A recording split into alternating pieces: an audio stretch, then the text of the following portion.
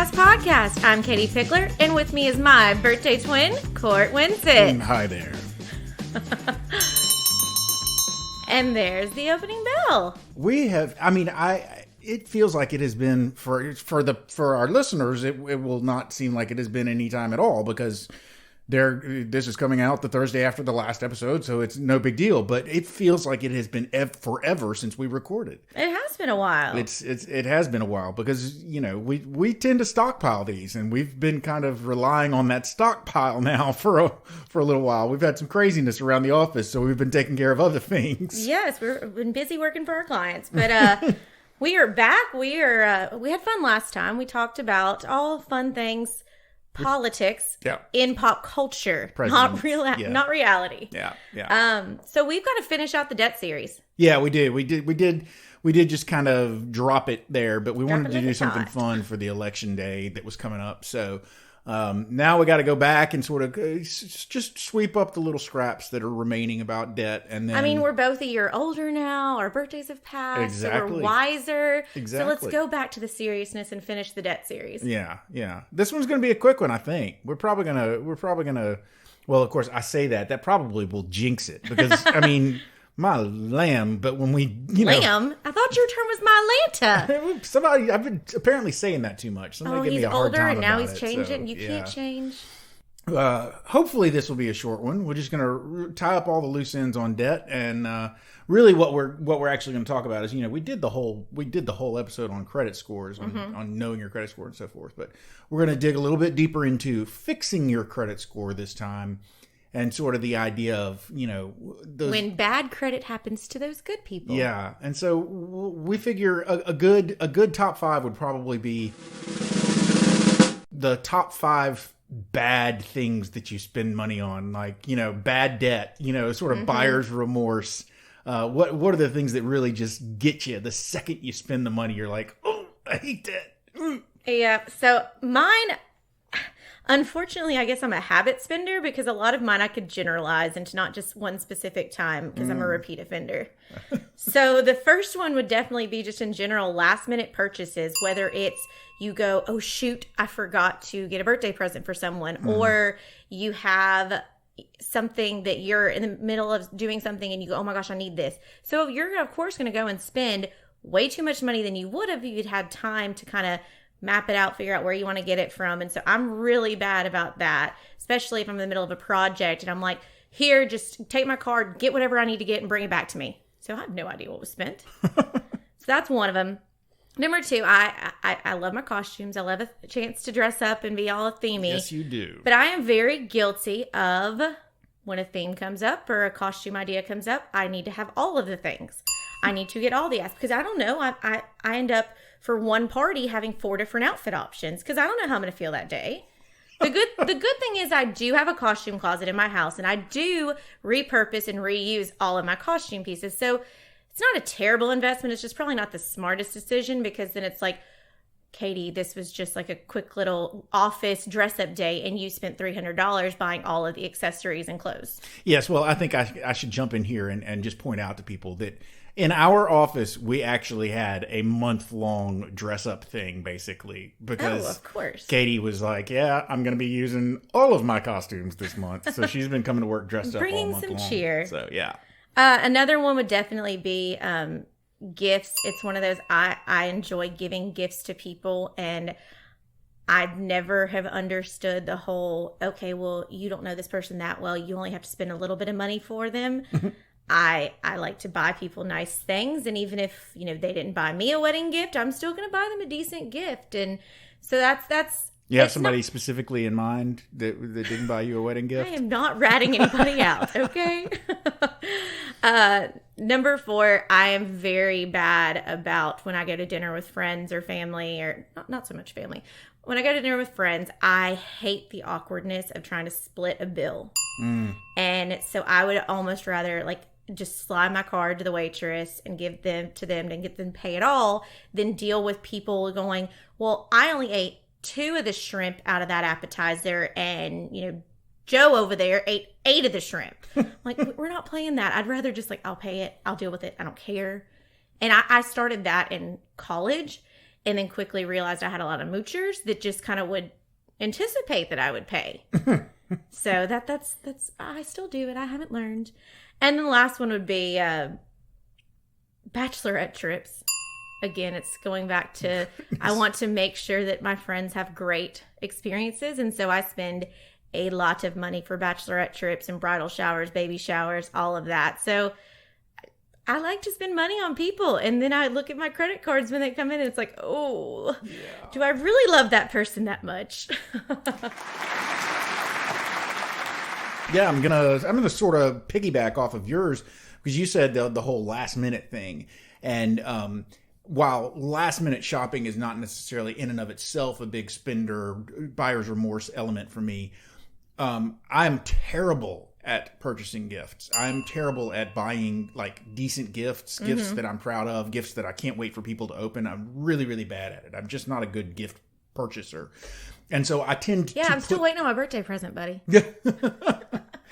So I tend to put that off until the very last possible minute because I'm so bad at it. And then I tend to just overcompensate for how bad the gift is going to be by spending way too much money on it. So, you know, I'll go out and buy someone I'm like, I don't know what to get. What does this person want? I don't know. I'll get them an iPad, and where was my iPad? So that's that. I'm real bad about that.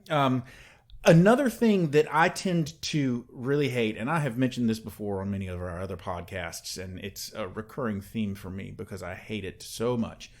Buying appliances just drives me absolutely bat crazy. I mean, having to purchase that refrigerator because your refrigerator conked out, or that new washer because your old washing machine conked out, that just absolutely drives me berserk. I hate it. And so I'll go out and usually Robin is real good about like finding a sale, and getting a dryer for, that's on sale half price or something. But even then you look at the bill and you look at how much you're paying for a dryer and you go, I hate you, dryer. Okay. So, if you can escape your day without your appliances attacking you, like something out of Mr. Mom or something, then yeah, right. Then I guess, you can call it a win, but, I still hate buying appliances.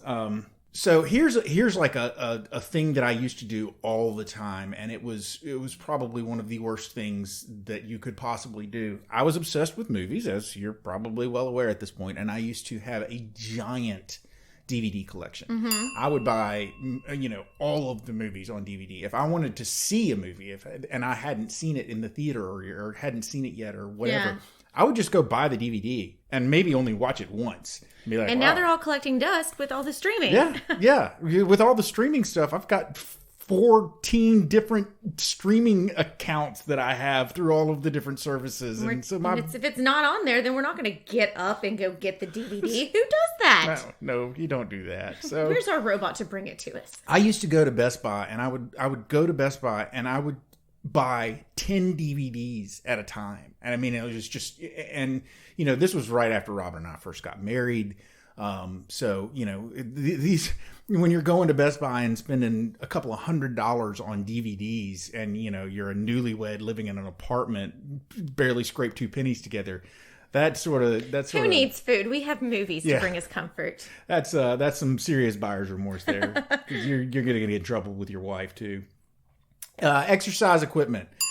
Generally speaking, if I purchase exercise equipment of any sort, then it's going to be a bad purchase that's probably going to go unused. The biggest example, probably the biggest single example, is I bought a bike. I had been wanting this bike desperately. I was riding bikes all the time, and that was my exercise. And so I wanted this really nice, fancy bike, and I saved up for it and went out and spent the money on it. And I think I've ridden the thing maybe 3 times in the 10 years that I've had it. I'm pretty sure almost everyone can agree at some point they've either gotten into an exercise thing and bought all of the things, the new clothes, the new things, or even like decided they were going to be healthy eaters and started buying all the little containers and the scales and all of this. So they're going to have this perfect thing. And then, you look back 6 months and you're like, oh, well, that was a good idea. Not. Yeah. And then finally, cars. I have never been happy about a single car purchase that I ever made. I hate they're so expensive. And, But you need it. Immediately something goes wrong with the car and you're like, oh, it's broken down already. It's terrible. So what do all of these things have in common? All of the stuff that we've talked about. Well, with the exception of the car, probably. But most of the other stuff that we talked about, you possibly are ending up purchasing this with a credit card. Mm-hmm. And so you've got this soaring credit card debt potentially if you're not paying that card off at the end of every month. And that soaring credit card debt, that's a real huge source of the whole bad credit score thing. Yeah, if you're buying stuff and it's out of your means and you shouldn't be spending money on DVDs when you're living in an apartment newlywed and trying to make sure you're paying for everything else. But let's kind of recap. So in this episode, we are going to be talking about bad credit score and how to try and rise from the ashes like a phoenix and come out on top and have this perfect, great credit score. No, Gord. So I know it's been a little bit since we talked about credit score, so let's kind of recap about that. Okay. This is one of your most important numbers that you have. You've got your Social Security number and you've got your credit score number. And it really gives you a definition of your credit health. Mm-hmm. And, this is something that tells lenders, should I loan money to this person? Should I give this person a credit card? Should I let them buy a car, a house, whatever? So it's really telling on you and judging you. You are defined by that. So a good score is considered around a 670 to 739. Mm-hmm. Most of the range is between 300 to 850.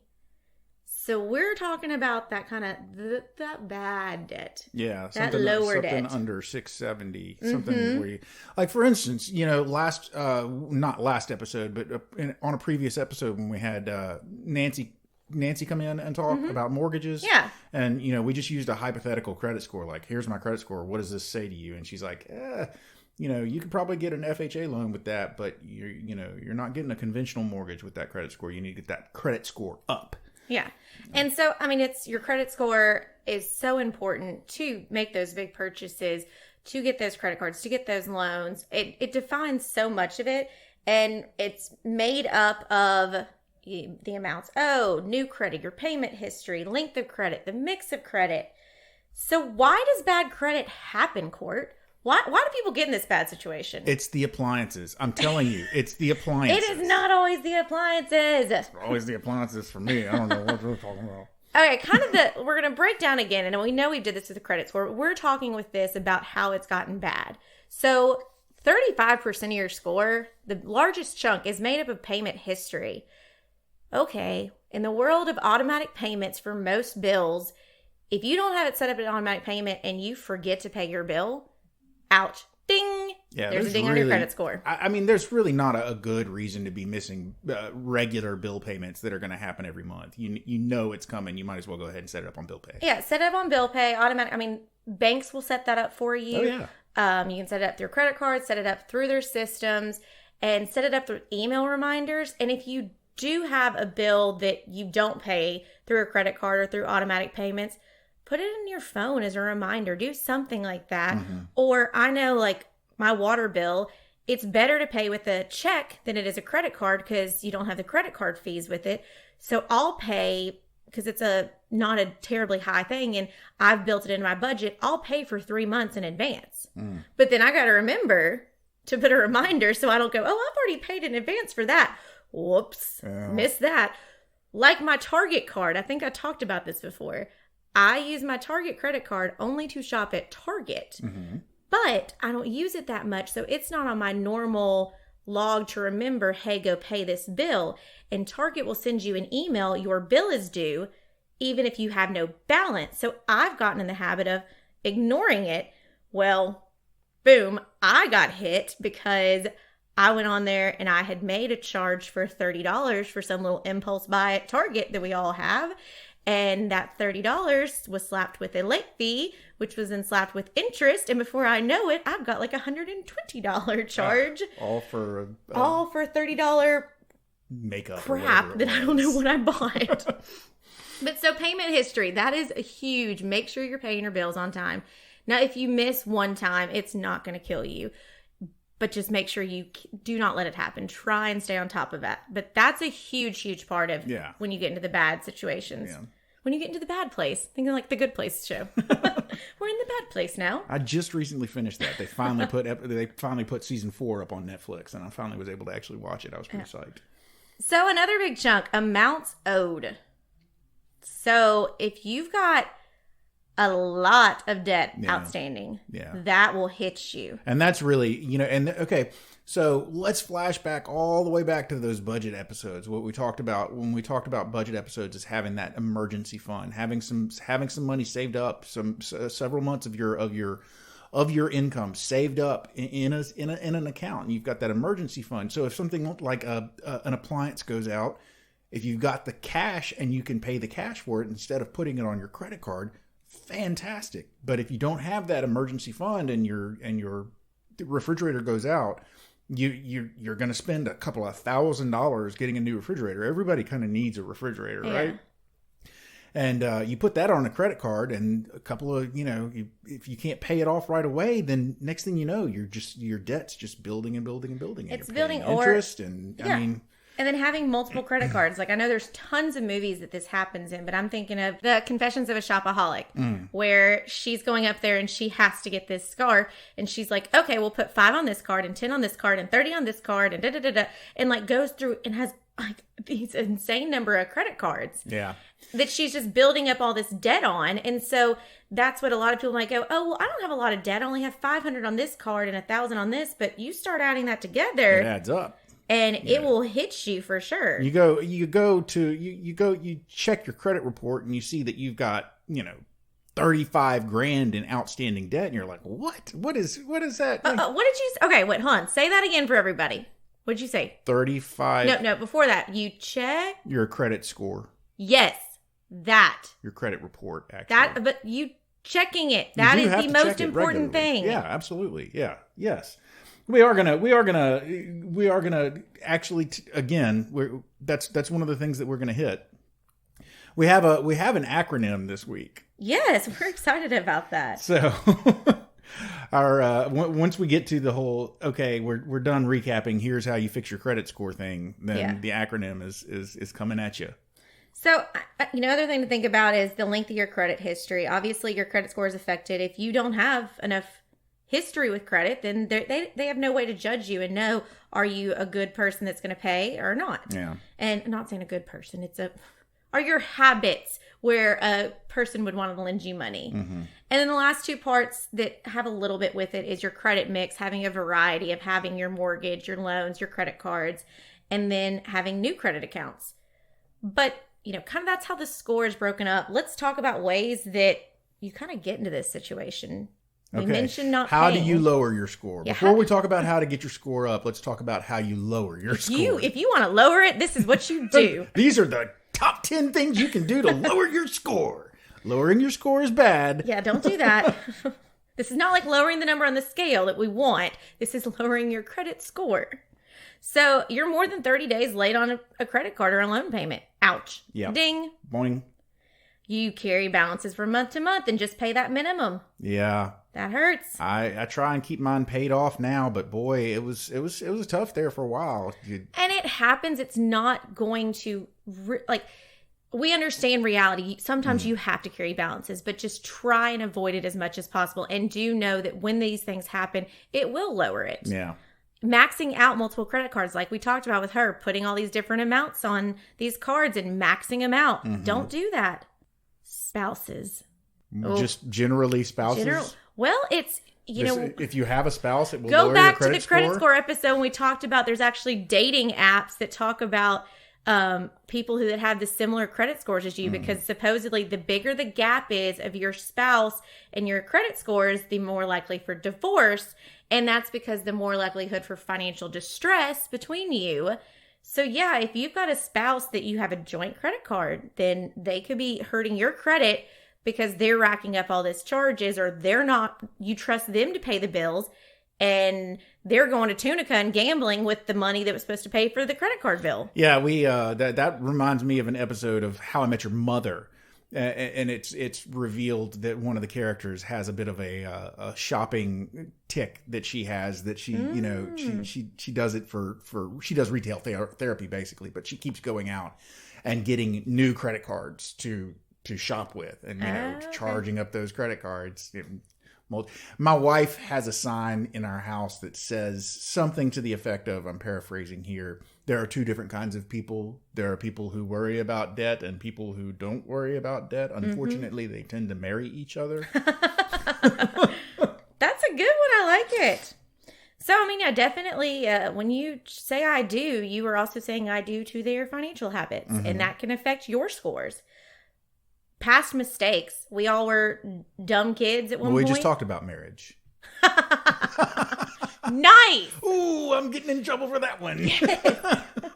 Well, divorce. Divorce is one. Well, yeah. I mean, if you said past mistakes, divorce, okay. Yeah. Divorce hurts emotionally, but financially as well. So, if you got to start splitting your money and paying alimony or paying child support, your money is affected. Lawyers to get that divorce. Those lawyers. Cost you an arm and a leg, those lawyers will, I'm telling you. But no, when I was saying past mistakes, I mean, like, the mistakes you make when you're a kid, college kid, and you maybe don't pay all your bills, and you maybe rack up those credit card because mommy and daddy told me I could get a credit card. Now I want to buy all of the things. Yeah, you can let your so let you go out and buy a 4-wheeler and then you don't end up paying it off. You just let it lapse and it goes to collection, and then next thing you know, you've got a collection agency on you. That's bad. Yeah. That's bad. That's really bad. Business failure. I mean, if you are trying to start a business and it fails, then that's going to hurt. Yeah. If you got to try and do stuff to get out of a business, then you may have to fork money over and get into debt. Identity theft. We're actually going to do an entire episode on identity theft next.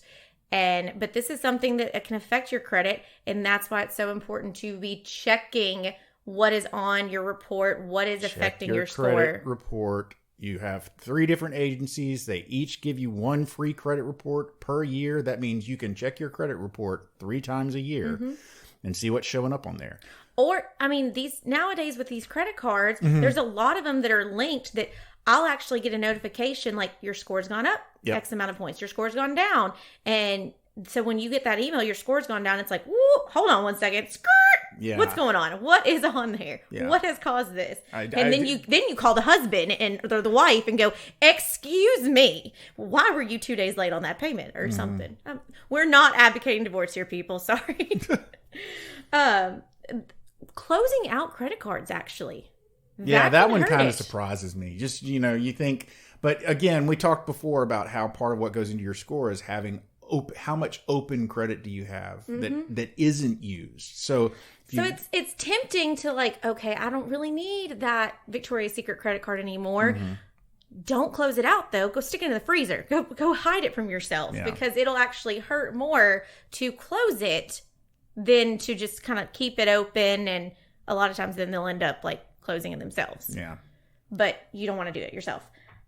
Medical expenses, we've got to be serious about that. Then, unforeseen circumstances come up and you've got to pay them. The interesting thing, I was told recently by a banker that they didn't really look at medical when you got a ding on your credit report because of medical expenses, like if you had some doctor's bill that went to collections.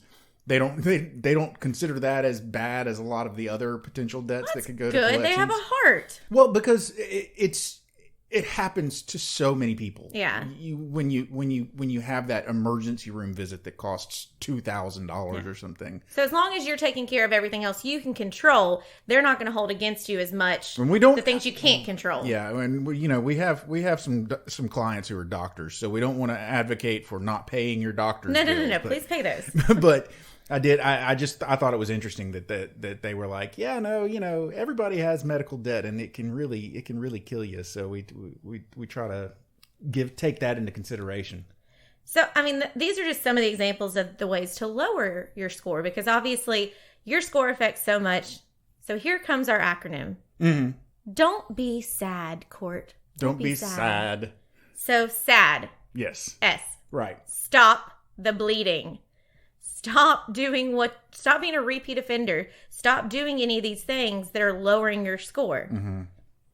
A, assess the situation. Right. Look at your credit report. Look at your score. Figure out what is causing this to go lower. Like, what happened to make it where it is now? And it's assess, but also awareness. Mm-hmm. Figure it out. Figure out what's going on.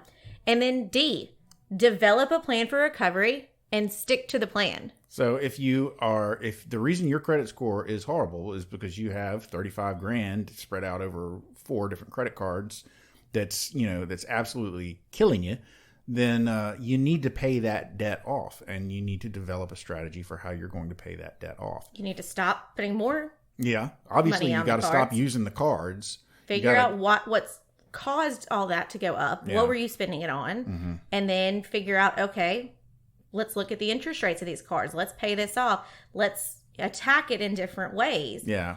Part of the assessment here can be when you're looking at your credit report, you can, if you see that you're spending a whole lot of money on a credit card and you've got a lot of outstanding debt out there, then part of your assessment needs to be your budget. Because obviously you're either you don't have a budget, or you're not sticking to your budget, or maybe your budget doesn't fit your lifestyle anymore. But your budget's out of whack if you're going into debt on credit cards or something like that. So assess, figure out why it's happening. Why have you built up all of this debt? And then make it stop. Make it stop. Stop it. Stop it. And then you got to pay it down. You gotta get rid of it. And it's never too late. You can repair your credit. Mm-hmm. You can do this, and it's whether you need to get a partner to help you with it. You can get a hold of this and make sure you can figure it out. There's no such thing as it being hopeless. You can always improve and get it higher. And it's really by just taking the overall picture, looking at it, figuring out how it happened, and then breaking it down piece by piece and working towards, okay, pay those past bills off, and look at the higher balances, work towards chipping those down. With credit cards, look at the ones with the highest interest rates. Make sure you're paying your minimum payments. And continue. I think the biggest problem is when people have debt, they may say they have like 3 credit cards, one with $10,000, one with $2,000, and one with $4,000. Well, they're going to spend all their money trying to pay off that high one, and they're forgetting to pay any money towards the lower ones. Or it could be that one of the lower ones has an interest rate of 30%, and the one with the highest debt has 2%. Okay, that's where you need to go, hold on, let's look at this and figure out what's going to be the smartest decision of me tackling this. And then, you didn't just it's kind of like gaining weight. You didn't just gain weight overnight, so you're not going to lose it that fast. Yes, I did. Okay. It was an accident. It was an accident. It was that one sandwich. If I hadn't had that one sandwich, you wouldn't have gained 20 pounds. Okay, well, so it's the same with your credit score. It didn't fall apart because of one thing necessarily. It was probably multiple things that happened. So you've got to just slowly work with it to get it back up. And it's kind of, look at it in a way of like you're slowly working to build trust back. That's how the number's going up, is they're starting to see you're taking control. You're taking management out. You're taking bull by the horn, and you are going to make this number better. We said it before. Take on only as much debt as you can actually afford. Stop trying to be the influencer and have all the nice, shiny things when you have no business having all of that stuff. Yeah, obviously. The phrase "keeping up with the Joneses" became a popular phrase because it speaks a lot of truth. There's a lot of truth to it. And there's a movie, The Joneses, with David Duchovny and Demi Moore. Okay. They're an influencer family that moves into a neighborhood, and they end up putting one of the neighbors into major financial debt because he is so obsessed with trying to keep up with the Joneses. Mm-hmm. So don't do that. Don't do that. Don't do that. Okay. There's also, I do know somebody who didn't really have a great credit score, and they also didn't have a lot of credit history. So they were kind of at a loss on what to do. They found a company, and I'm sure there's several out there, that are credit cards that you actually send a security deposit of an amount.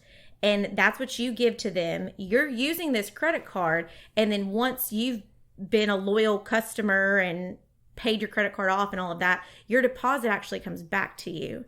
So there are ways out there and tons of different options to help build your credit score. But like everything we talk about on these podcasts, it's individualized. You have to find what works for you and your situation. Yeah.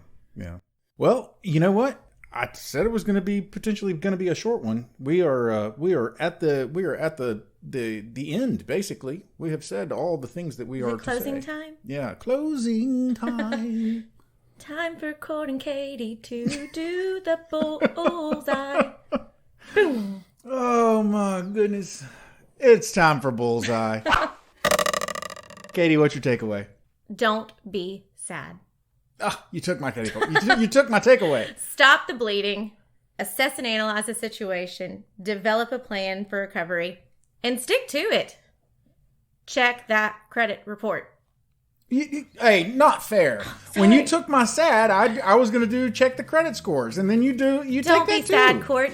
You've got something else in you. I know you do. No, I don't. I was like, okay, she's doing sad. I'll do credit scores. No, you're not going to let me have it. You're just not going to let me have it. Well, ladies and gentlemen, I took the bullseye. Katie gave you 2 bullseyes this week, ladies and gentlemen, so Court's not giving you any. Bullseye. Oh, there's the ring-a-ding-ding closing bell. Ladies and gentlemen, you've made it through yet another episode of Bullcast. If you liked what you heard, then please, if you haven't subscribed already, go to your favorite subscription service and click that subscribe button. If you'd like to find out more about me and Katie, you can check out our website, bullcastpodcast.com. You can leave us questions. You can give us some comments. You can suggest episode topics if there's something you'd like to hear us talk about. Feel free. You can also look at pictures of us on the Instagrams. Our Instagram handle is @BullcastPodcast, and occasionally we might tweet a twit of the Twitters. Stick to script. Yeah, and you can hit us up with the Twitter. Our handle there is @BullcastPodcast as well. Finally, we, Katie and I, work for a company called Pickler Wealth Advisors, and if you'd like to find out more about that company, our awesome team, and our amazing boss, David Pickler, then you can go to our website. That's picklerwealthadvisors.com. That's Advisors with an O, not Advisors an E. with an O, not an E. But for now, I think I've given you enough to be going on with. So, I'm Court. I'm Katie. And we done.